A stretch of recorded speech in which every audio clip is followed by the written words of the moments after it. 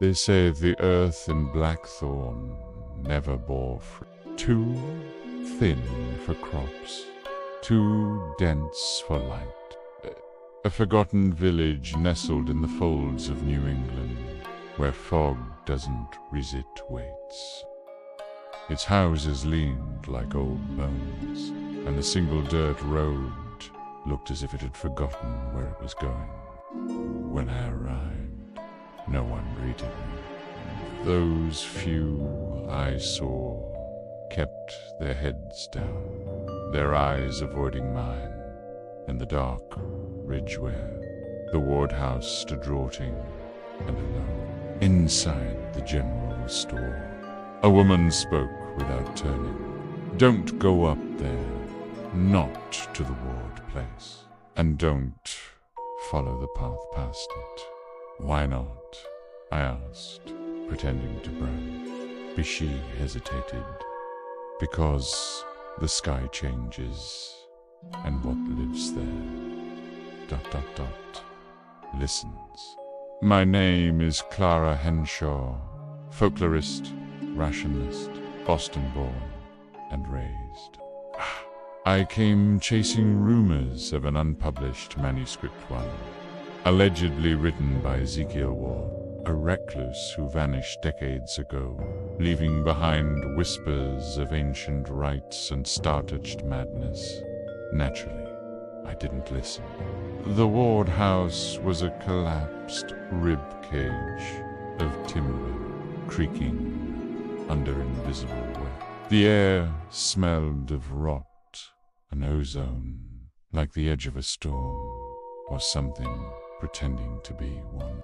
My lantern flickered. I climbed through the decayed interior, the floorboards groaning like something buried beneath was trying to speak. In the attic, I found the door, bolted shut with rusted iron bands. Behind it, wrapped in crumbling linen, was a leather-bound tome. The pages were brittle, yellowed, but the ink was fresh enough to stain my fingers. The manuscript pulsed with fevered script rituals, alignments, diagrams that bled geometry into madness. It spoke of the keeper of the hollow, an entity summoned through trance to something called the gate and the key. One line chilled me more than the rest. The keeper waits in the hollow, unbound by flesh or time. This gaze is not seen, but endured.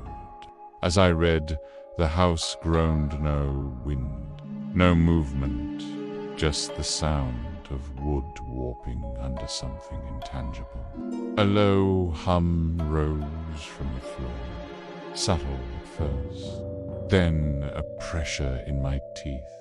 Not heard, but felt. Ezekiel's notes turned erratic near the end. Ink scrawled in panic, smears, symbols overlapping. It seized me now. I am not myself. I am no longer mine. I slammed the tome shut.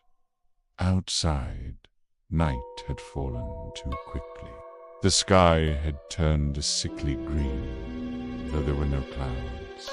The stars were wrong, subtly misaligned, as if a child had redrawn the constellations by memory and madness.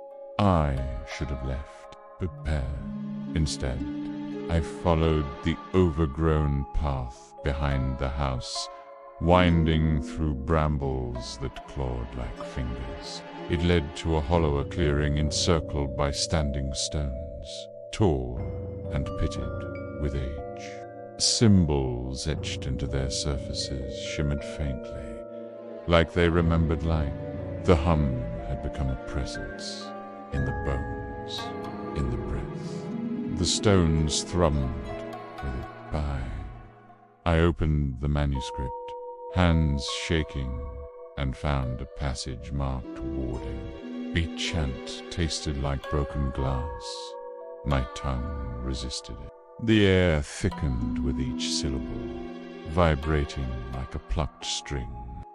The stones began to glow, and then it came. Not a creature. A distortion. B shimmer in space. Liquid, yet studded with pinpoints of light-like stars, drowning in oil. It had no shape, and yet it was shape. Its presence scraped the mind like a dull blade. I felt it. Look at me, not with eyes, but with a sheer weight of being perceived by something that existed outside of reality. And it whispered, not in sound, but in concept,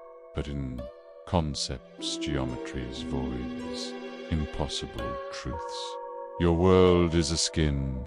Beneath it, we breathe. The manuscript dropped from my hands. The hum rose into a chorus of voices that were not voices. I ran. Blackthorn was gone. Not destroyed. Doors hung open.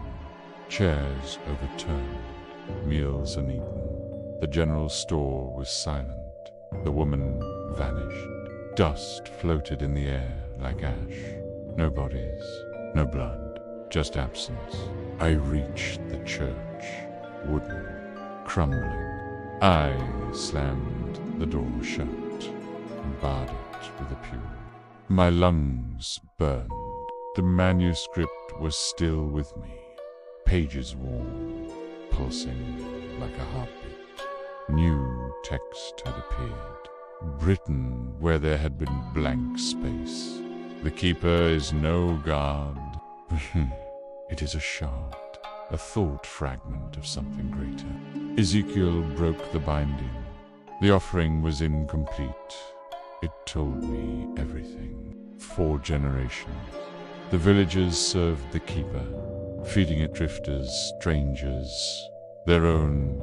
When needed so, it would sleep.